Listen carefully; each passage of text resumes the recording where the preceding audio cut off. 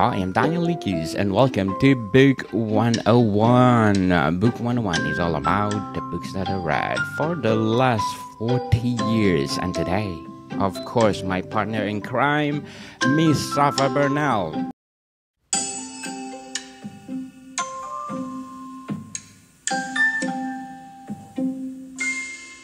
Hello, everybody. How are you today? I hope you're having a fantastic time zone in whatever time zone you're in. And whenever you are listening or watching this podcast, yes, it is available on YouTube. You can watch our wonderful, beautiful faces as we talk about the written Yes. word, you know. And I just want to say it's going to be a fun month talking about Yes. fantasy. I'm looking forward to it, and I hope you Fantasy. are too. fantasy people, because Miss Bernal and I, we love fantasy. So much. I love it. Love Yes. fantasy. So, Miss Bernal, what defined the fantasy genre in our literature? Number one, it's got to have something fantastic. And when I say the word fantastic, I'm not trying to define it by using the word all over again. It has to have some form of magic, some form of, extra perception, some form of element either of folklore or mythology or, again, mysticism, magic. It's got to have something that removes us from the mundanity of everyday life. Sometimes you can have fantasy, like, contemporary fantasy, urban fantasy, things like that, which just have fantastical elements within a world very similar to ours. Or you can have high fantasy, which is more like Lord of the Rings and George MacDonald's Fantastes and different books like that. You can have the high fantasies where you're in a completely different world. This world is far different from anything, although every time there's usually something which harkens back to human experience. And I love that about fantasy. I love that you can do something more kind of tight and intimate with the real world, something more magical realism based, something more like, the myth punk that I'm writing with the Judge of Mystic Saga, where, yes, there's gods and heroes and leprechauns and Nisa and Vorovoy and Domovoy, which are two little house spirits that look like garden gnomes in Slavic mythology. But it's also based in Vancouver and London and Scotland. And so you have places that are recognizable within that fantastic, bit of magic. And then you have other fantasy books like Sky Tracer by Hayden Moore, which is completely in a different world of giant mushrooms the size of redwoods and dragons and civilizations in the trees. And it's a completely different world, yet at the same time, human experience is still human experience. And there are still connective facets that help us kind of bond to it. So it's just such a fun genre. It's a genre where you get to kind of make your own world up in a way that you don't really get to in something like, say, historical fiction or literary fiction, other kinds of fiction that are meant to be based in our world. We get to remove ourselves from that in both fantasy and sci-fi. But fantasy has a very special place because you can always say that it was because of a form of magic.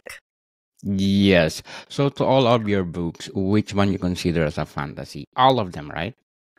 I consider the Judge of Mystic Saga books to be fantasy. So Charandash, Son of Abel, Book of Revels, and then oncoming Nagun Gagap. I also consider my novella Whiskey and Sinner's Blood to be fantasy. It is myth punk.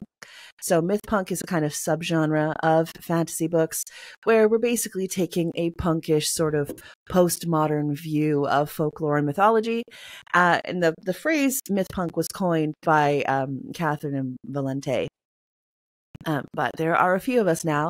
If you're looking for something that you're like, well, yeah, but myth punk, what's the vibe? What's the feel? Well, Neil Gaiman's American Gods would be the one that I think the most people have probably read that would be able to connect to what myth punk can be. And there's tons of different kinds of books that are coming into this subgenre, so I'm very glad to be part of it. My cyberpunk books are very much sci-fi. So my Neon Lieben and the sequel, which is coming out early next year, Emptiness at the Center, both of those are incredibly sci-fi. I would not say they're fantasy because they're thoroughly within the science part of science fiction, because I tend to be quite hard in my science when I'm writing those books, which is a completely different approach for me. I can't just say, "Oh yeah, quantum. There you go, it works." It's you can't just say quantum instead of magic and make it work. That's different. You don't know. But the neon Lieben cage wire, that would also be science fiction. So for me, it's all the Judge of Mystics stuff. Yes, Love it. and looking forward for more books to come. So, Miss Bernal, how does a fantasy novel typically differ from a science fiction? There's going to be some element of either folklore, mythology, or just a completely different kind of world. This world is a world of either spirituality or magic. This world is a world where, there are some people writing fantasy books who basically use magic as a form of, science. And you get science fantasy, which is an entire genre of its own, and kind of the melding of the two. But with pure fantasy, you've got this sense of kind of organic grandeur, I think. You're putting the technology away. This is not a place of technology. This is a sensation of, flickering candlelight sometimes. This is a sensation of monsters and heroes and covens and groups of vampires and different things that you can kind of play with, these elements from our mythological past that we can dive into and find what we're going to do. And I think with fantasy too, especially with the authors that create entirely new world builds in order to create that fantasy, they're going back to that original story, that original cosmogony of how did their world get started? When we think of the stories on, how did this world begin? That question forms so much of what we think. Whatever, kind of philosophy on the beginning of the world that people have, it will intrinsically change the rest of their philosophy of life, the rest of their worldview. And so when you're starting a fantasy world with how did it begin? Okay, this fantasy world began when, let's look at my world Bardaga, which I'm using in the upcoming audio drama Waxwing, which is based in the Judge of Mystics realms. So the world Bardaga was begun when a couple of child gods, children of gods, were left by themselves without a nanny or a babysitter because their parents were busy and decided that they were bored. And so they created a really candy-coated, beautifully colorful world. And then because it's an older sister and her snotty little brother, they got into a fight and the little brother started trying to destroy her things.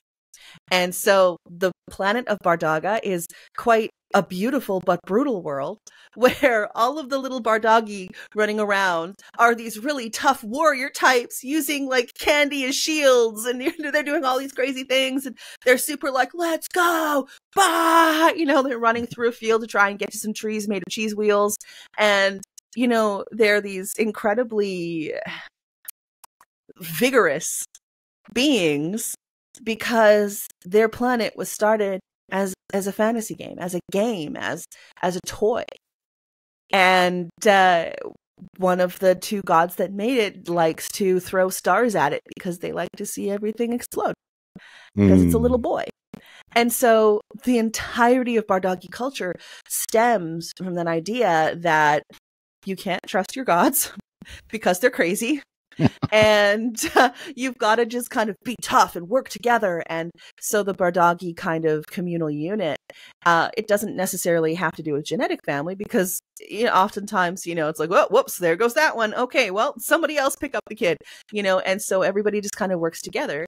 And then we see what happens with Bardaga in the first season of Waxwing, which is coming out in a few months' time. And we get to see what happens when Bardagi come to Midgard, which is my version of Earth, in the Judge of Mystics saga, and make friends with Ares's people. And so if you've read Son of Abel, and you see, even in the first chapter, the character of Minitron, that is actually somebody from Bardaga who's decided to live on Midgard instead. So it's that vibe, it's that feel of you're creating something from scratch. So you're releasing yourself from, all of these things that have happened on our planet. And yet the trick with fantasy is if you release yourself too far from the things that people who are reading this are used to, then they might not be able to understand where you're going with it. So you have to play that line of, creating something very original, creating something very different, while at the same time making enough things recognizable that somebody can attach to it, or finding a way to creatively educate your readers so they can understand what you're doing in a way where they can buy into it, because the suspension of disbelief is an incredible tool that writers of fantasy have to use, because the second your readers are like, I don't believe that, you're done. No, that's going to tarnish what they think of the book forevermore. Amen. So sometimes that means in fantasy, it's okay to do a little bit of telling. The whole show don't tell. Show don't tell works amazingly well in a lot of circumstances, especially when you've got, character emotions. He was angry. Well, that's lazy. Not he was angry, his fist clenched so hard the knuckles went white, or she could hear the grinding of his teeth from half a room away, like that kind of thing is a little bit more presentative of emotion. But sometimes I think when you get like show don't tell, well, that's great. But if you need to let somebody know that instead of drinking water, these people in this fantasy world climb a mountain to harvest a rare kind of rock that they can then crush up with a certain little instrument that they make out of, a plant, and then chew it to get their hydration. Like, you have to explain that, because otherwise people are not going to understand why your character's just sitting there eating rocks. Sometimes you just got to tell people what's going on. Yes. It's For sure. So, Miss Bernal, before we go on, we want to shout out our listeners in Nigeria. Thank you, Nigeria, because in Lagos, we have 63% audience, sir. FCT at 16, River State, Kamo State, Nigeria State, Nasarawa State, and Ikeda State. Thank you, Nigeria, for supporting this podcast, because this podcast is created to empower books itself. In Nigeria, we always, I think, number 12 on the Apple chart. Thank you, Nigeria. Thank you, Thank you Nigeria. so much. Please buy the books of Miss Safa Bernal. It's something else, because we are talking about fantasy, either fantasy or sci-fi fiction, people. They are both in those genre of Miss Bernal books. So, Miss Bernal, who are the most influential authors in the fantasy genre? Ooh. Okay. That's a good one. I would first say, when you look at the history of modern fantasy, what we would consider modern fantasy. Now, obviously, a lot of people, myself included, go back to folklore, and they go back to mythology that's been around for thousands upon thousands of years. So when you think of, who were the people that wrote down the myths of Eros and Psyche? Who were the people who wrote about, Zeus and Thor, and who were those people that actually orated these tales to kind of grip us? Who are the people writing about Makosh, or who were explaining that in order to get the weaver goddess to listen, you had to kind of do a certain ritual, so that's one question. And I said Psyche and Eros specifically because when you look at something like Beauty and the Beast, that's exactly, that is where it came from. So if you're like, what? Yeah, okay. So read the myth of Psyche and Eros. If you have not read it, Till We Have Faces by C.S. Lewis. I know he is a Christian author, so just full disclosure there, he is a Christian author, but his fantasy novel, Till We Have Faces, it's just amazing. It is incredibly good. It was the last fiction book that he ever wrote, and it's the tale of Psyche and Eros. It's a mythological retelling from the perspective of Psyche's older sister. Orwell. And it's one of the most psychologically gripping books that he ever wrote, in no small part because his wife, Joy, helped him write the female characters. And so it's an incredible, incredible read if you want to know more about the myth between Psyche and Eros, and if you just want a really incredibly gripping psychological book about women in kind of ancient Hellene times. So, obviously that kind of thing, mythological retellings, those meant a lot to me personally. When I look at the origin of modern fantasy, what we know of today is like high fantasy, that kind of thing, the first place I go is George MacDonald. George MacDonald was a writer in the 1800s, and he was the mentor of one Lewis Carroll, who famously said, "Oh, you have this story about a little girl named Alice? Well, read it to my children, and if they like it, you have your answer."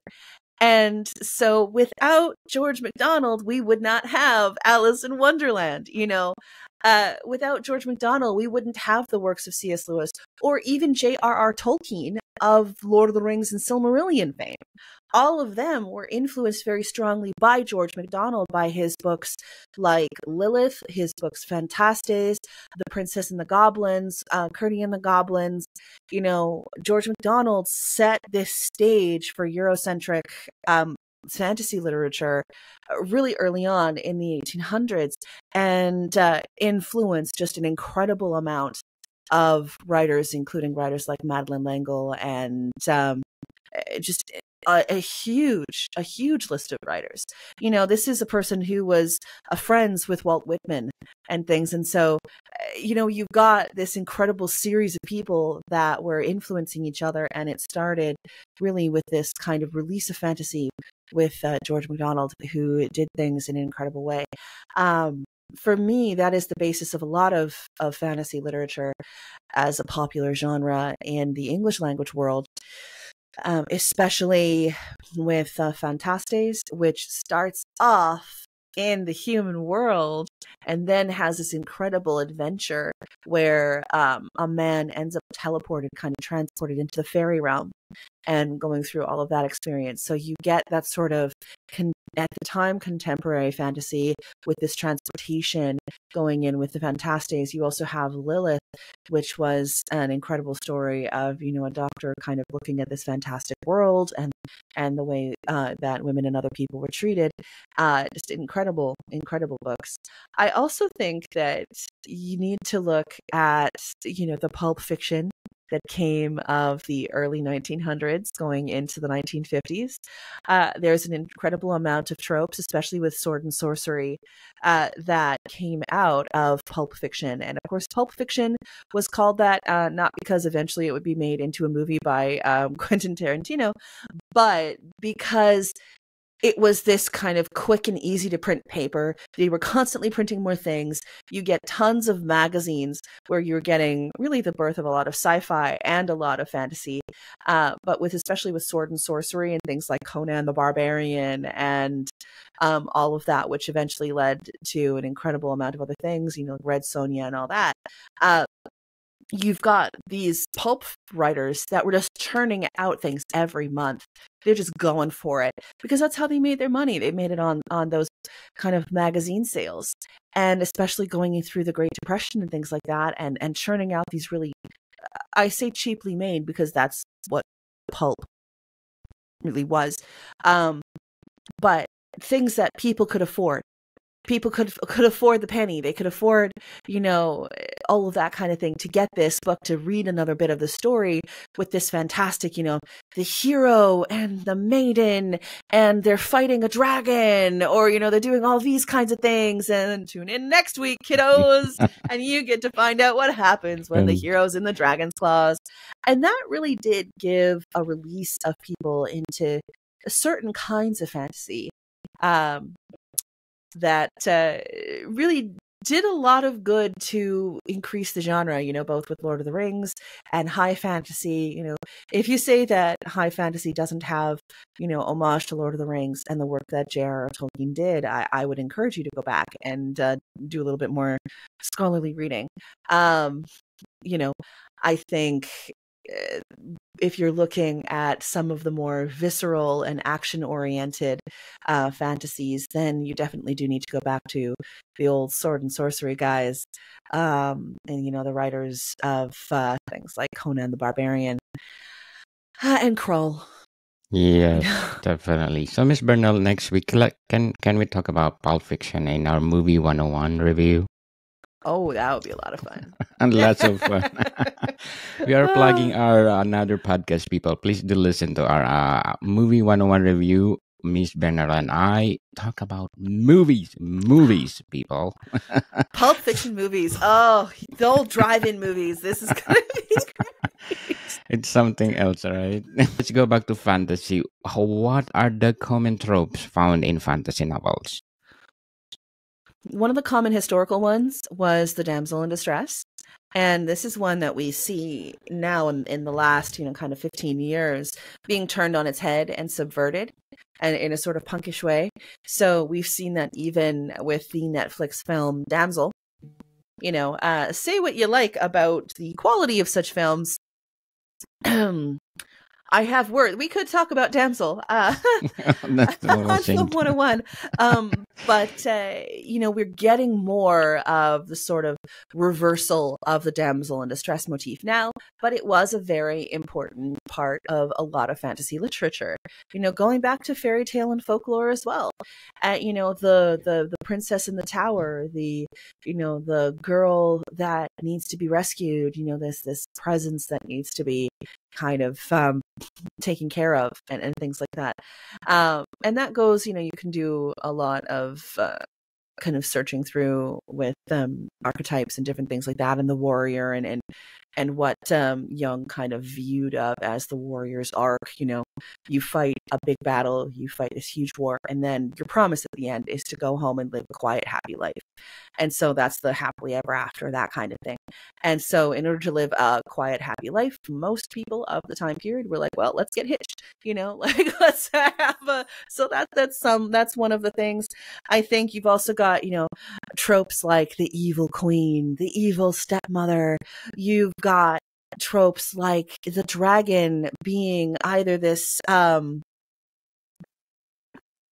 being of chaos and darkness, or now you've got this more Eastern sense of the dragon as this wise sort of rain and weather spirit, like you get in a lot of Taoist and into Japan and into East Asian philosophies, which I think is really, really amazing to see the differences of opinion when it comes to dragons. I think it's awesome.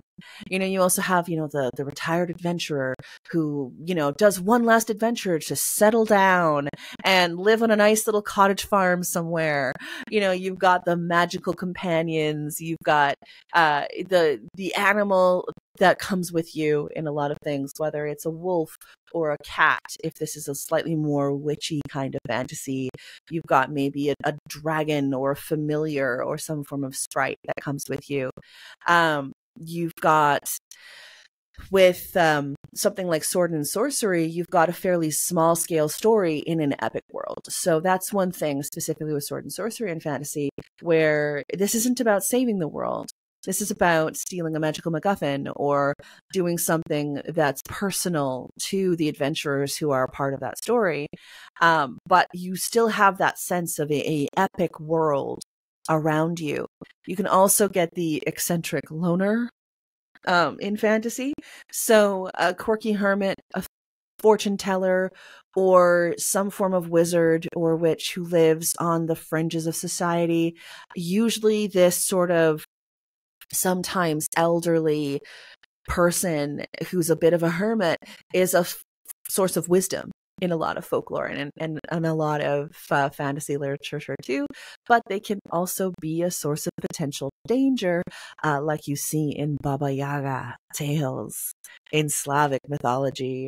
And so you have to kind of gauge with that sort of eccentric loner character, is this going to be somebody who is going to give me the next step on this adventure, or is this somebody who's potentially dangerous, or maybe it's both? Yes. Both people.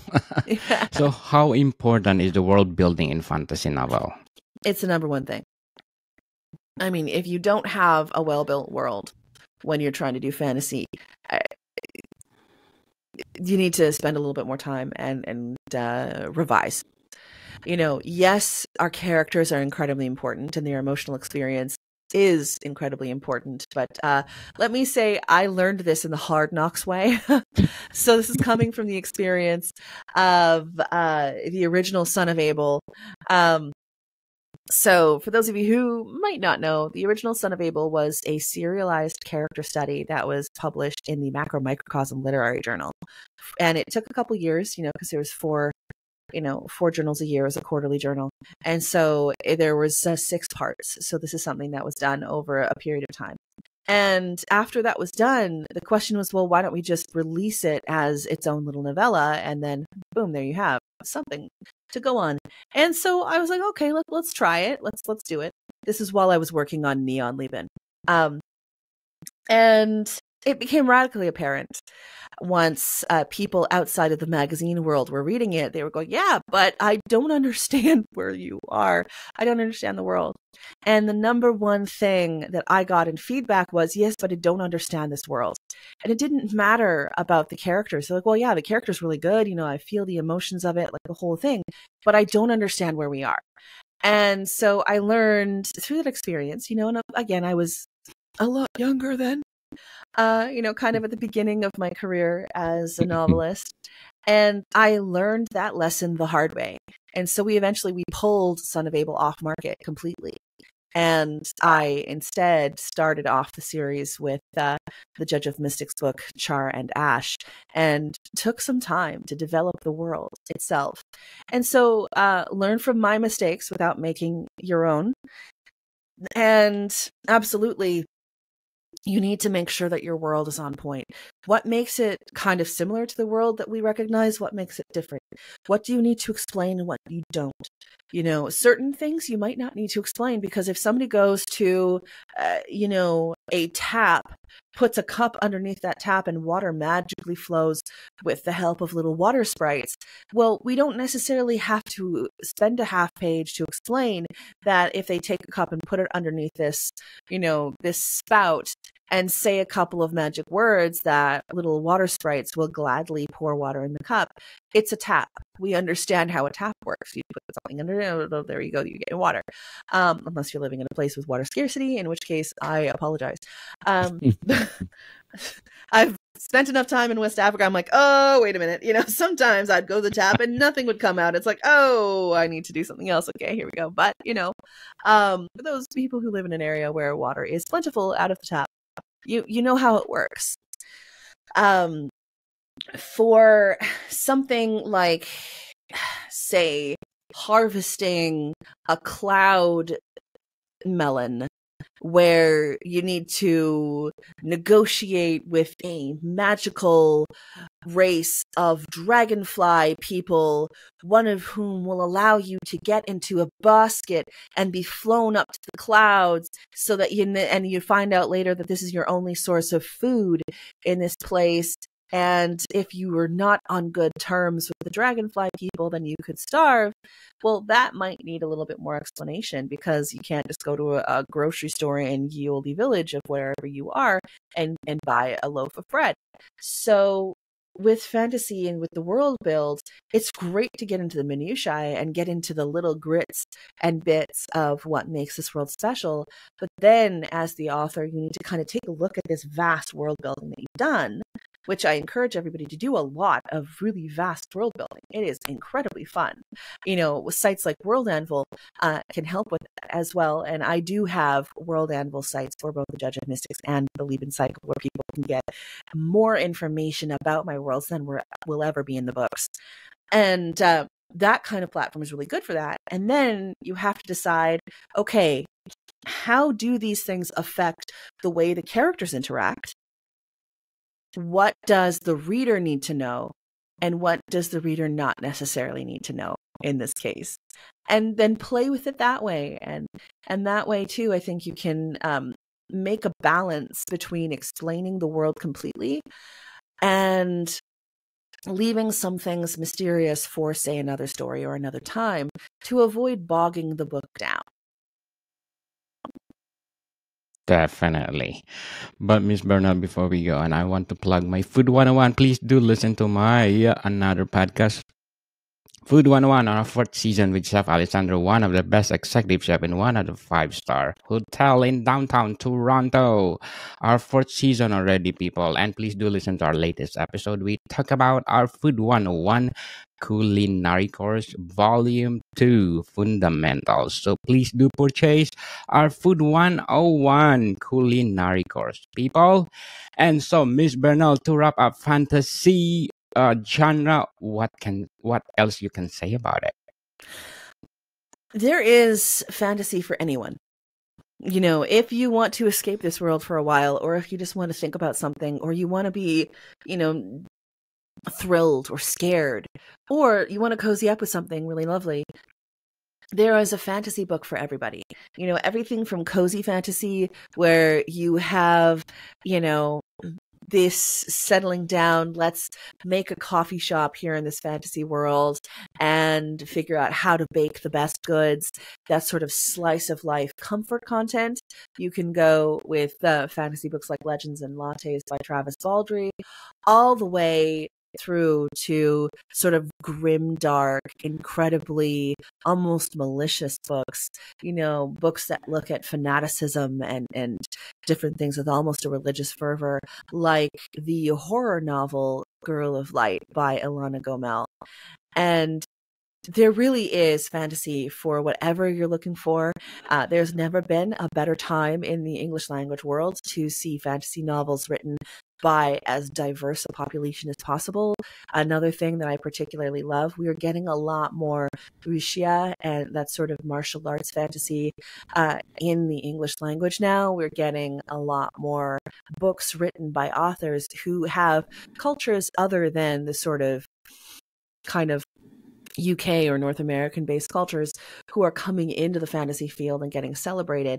And that just makes it better. That just makes it an even better and more wonderful place. And so whatever you're looking for, you can absolutely find it. There is a fantasy book for everyone. And I guess my hope is that if you like very emotional characters, if you like characters that really go, you know, through the valleys and the mountaintops of emotion, and you also like some punkish kind of things, you like playing with folklore in a more modern setting, I really hope that you will read Sharnash, Son of Abel, Book of Revels, and then Oncoming to Gunungagap. Those are mine.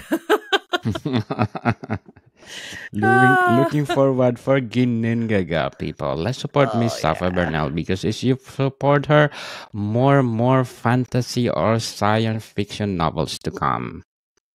Absolutely. Or poetry. I promise. All right. Yeah. Well, I can't release any information yet, but I have been working on another poetry collection. So Yes. we will see what my sophomore poetry collection looks like in another little while. Yes. So, Miss Bernal, once again, can you please plug in your books? Hello, everyone. You can go to my website, safaburnell.com or safaburnell.ca. Both of those get you there. And my website is saphaburnell.ca or .com, and you can get your hands on Usurper Kings, Sharnash, Son of Abel. My novella Whiskey and Sinner's Blood is appearing in Macabre and Monstrous, a collection of eldritch horror and forest frights. And you can get my stories Cagewire and The Cottonmouth Smile in the Lenses anthology, which is also available via the Right Team. So basically anywhere books are sold, you can find my books. They can bring them in for you. If you have a wonderful public library in your community, I encourage you to please go and let the acquisitions librarian or the librarians know that you would like to read my books. I just was over the weekend, yesterday, I was at the Pitt Meadows Day locally, and there was a huge amount of people who were like, wow, I'd love to read your books, but, money's a little tight right now. And it was the best thing to be able to say, hey, you know what? Go tell the library that you want to read it. Really? You're not offended by that? No, absolutely. Go for it. Go tell your library that you want to read this book. That is a fantastic way to support what I am doing without any cost to yourself. And it just does help in such an amazing way, because I would love for as many people as possible to read these books and fall in love with the characters that I fell in love with writing them too. So that's Yes, another way. and to become a series on Netflix. Call me. Call me. We'll talk. Yeah. We'll do business. We'll do lunch. I will absolutely. Or Amazon, anywhere. Ooh, yeah. Right? Apple Come Plus. on, Amazon. Ooh, Apple. Apple did Napoleon. That is really Oh, cool. yes. Looking forward for that. We are always optimistic, Miss Safa Bernal and I. So, Miss Bernal, thank you for your time. And thank you for yours. I hope you have a great week. Mordigan people, see you soon.